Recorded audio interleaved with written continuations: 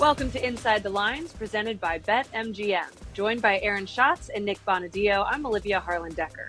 So it's the final week of the regular season and the last opportunity for players to improve their chances of winning an award. So let's look at the AP Offensive Player of the Year market right now. Christian McCaffrey remains the favorite at minus 375, but he's out this week with a calf strain. And because the 49ers have already locked up the number one seed, it's just a smart move. So Tyreek Hill's odds dropped over 80% to plus 275 after he failed to score a touchdown for the third straight week. CeeDee Lamb dominated the Lions with a career-high 227 receiving yards. Oh my gosh, improving his odds over 75% to plus 1,500. So Nick, is there a path for one of the wide receivers to grab this award with CMC out this week? Yeah, I like CeeDee Lamb here. I wouldn't say it's a likely outcome, but Dallas can secure the number two seed and win the division here with a win over the Commanders, and so there's plenty of motivation, especially given that the Eagles play at the same time.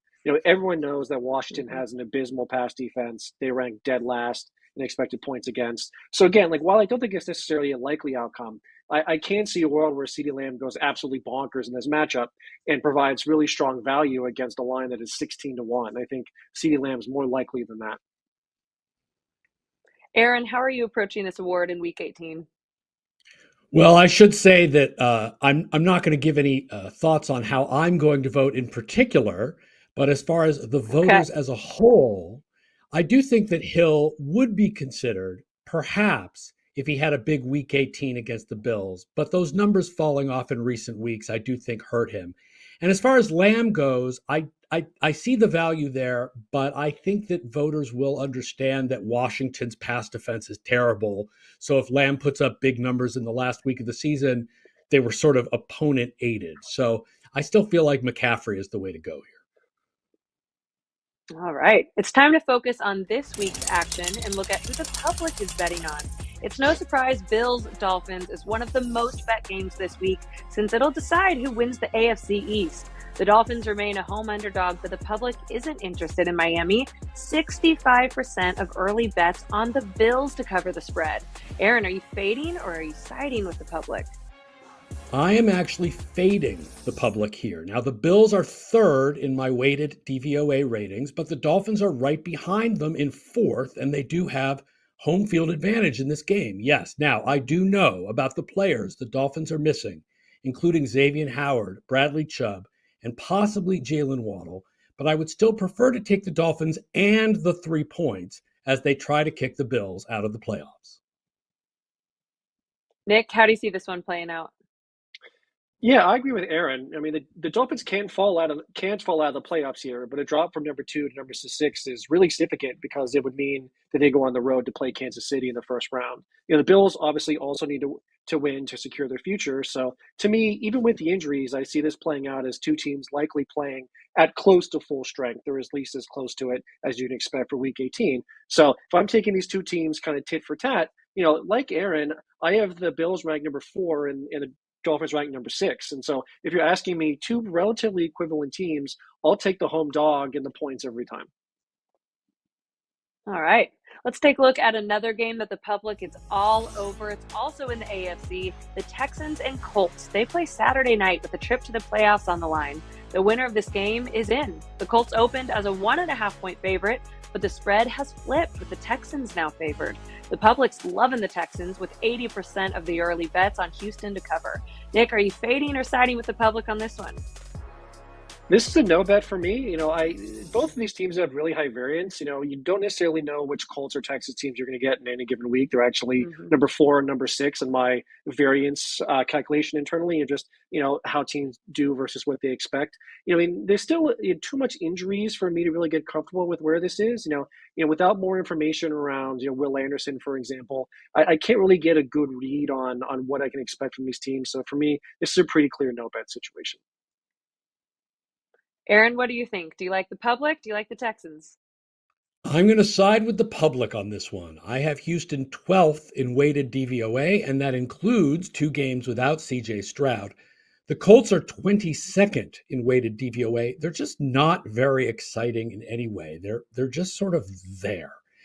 By the way, the Texans are a much better defense when they blitz, and Gardner Minshew has struggled with blitzes this year, And the first time that these teams played, Minshew averaged just 3 yards per play against the Texans blitz. So yeah, siding with the public, let's go Texans.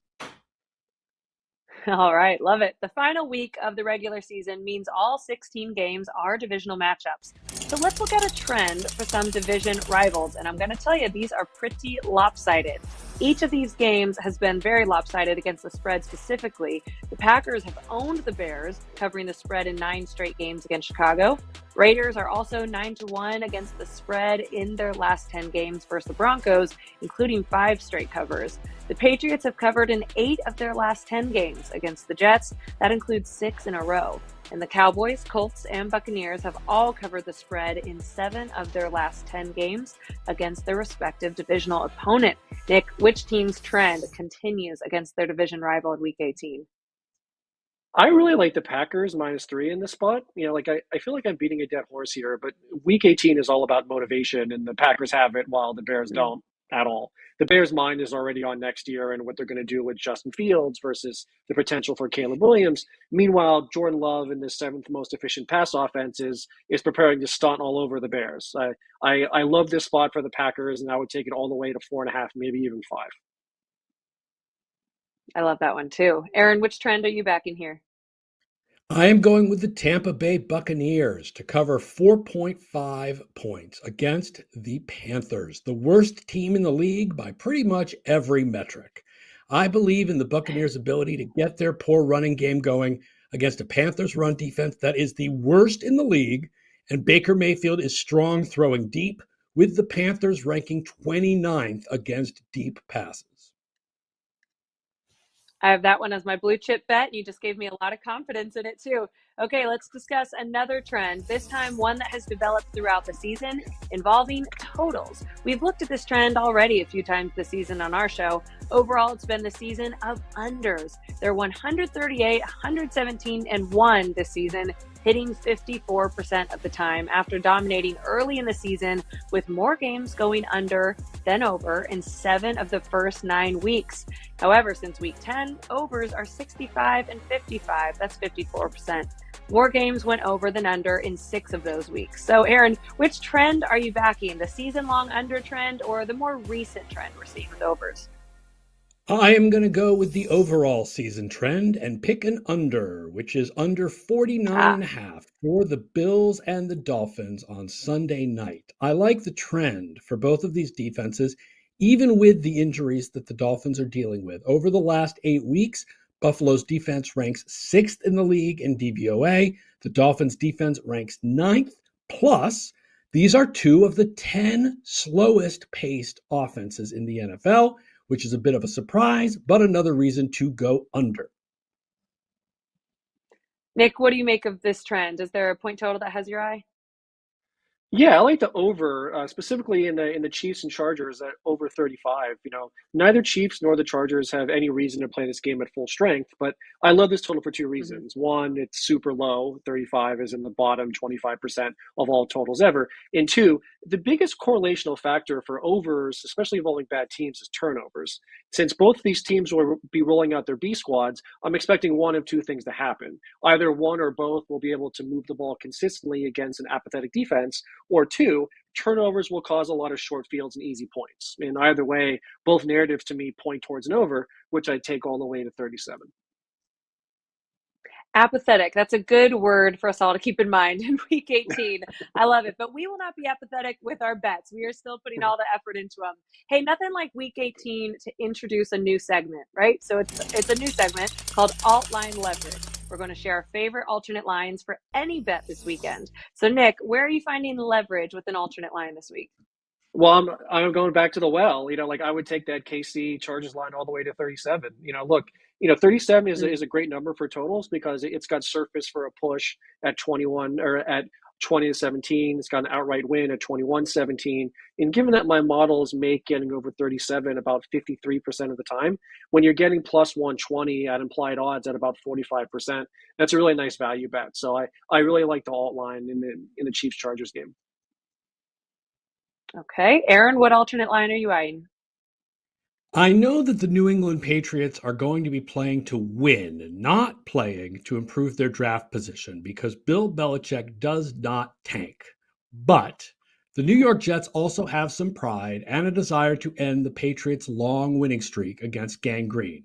The Patriots have the league's best run defense, but Trevor Siemian should be able to find Garrett Wilson, and I think that the Jets' defense will frustrate Bailey Zappi all day. So my alternate line is Jets -3 at plus 150.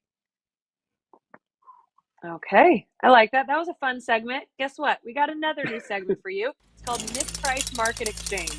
We're going to tell you which lines we believe are mispriced, resulting in a good value. So, Aaron, where do you see a misprice in this market?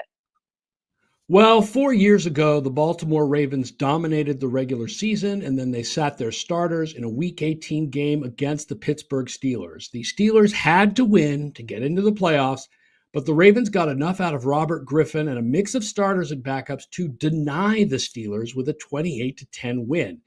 Look, the Ravens can't sit everybody. You can only make 7 guys inactive, and then there's only room for 3 or 4 guys to not play at all, and a lot of their starters have to play. And they are so much better than the Steelers that I do not understand how the line on this game is Pittsburgh on the road by more than a field goal. The Steelers should be favored by 1 or 2, not 3.5 or 4. Okay, I like that one. Nick, which bet is mispriced in your eyes? Yeah, I'm going with the Ravens too, but a slightly different perspective on them. I have the Ravens power rank number 2 behind the 49ers, but it's very close with both of them right around 30% likelihood to end up as the NFL champions. So at plus 210 in the futures market, the 49ers are right on with this implied likelihood, but at plus 350, the Ravens are actually really off of that.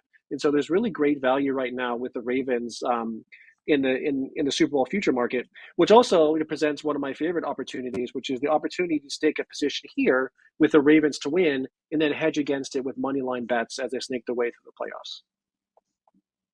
All right.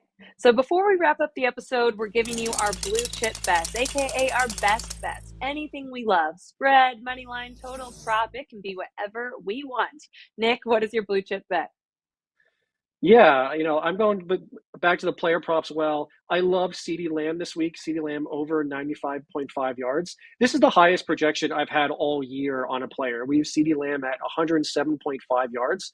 That's an insanely high projection, but look, this is a dream matchup. He gets the league worst Commanders defense in a game they have to have, in a game where he's trying to show out for award season. Even if it's only for a half, 3/4 of the game, CeeDee Lamb is going to go ballistic in this matchup. And this is just a really great spot for this player prop. And I also love the correlation with the first half Cowboy spread bet. Love that. Yeah, CD will eat this weekend. Aaron, what's your blue chip bet? Guess what? Same thing. My blue chip bet is CeeDee Lamb, over 95.5 receiving yards. The Washington Commanders have given up an average of 104 receiving yards per game to opposing number 1 wide receivers.